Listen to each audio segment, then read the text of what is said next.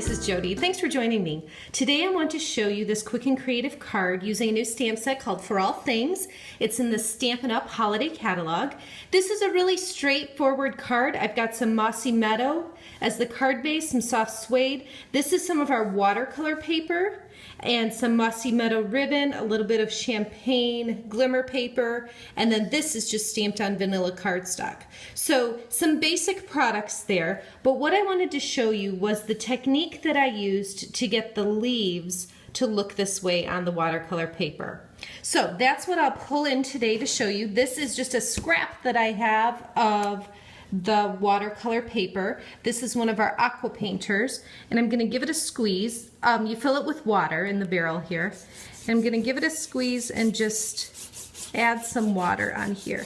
I don't want it to be dripping or soaking wet, but I definitely want the whole surface to be covered.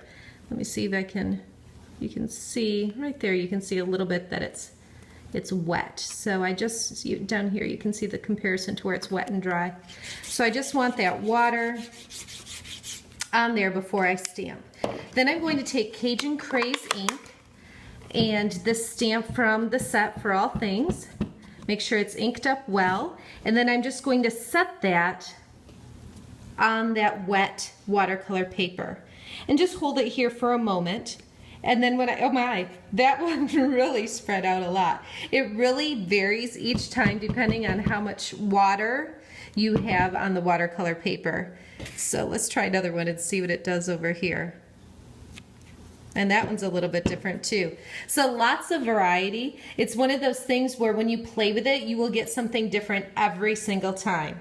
But add some water to watercolor paper. It definitely works better with watercolor paper, and stamp your image on there, and then you'll get these fun variations of color and just the way it bleeds out into that watercolor paper.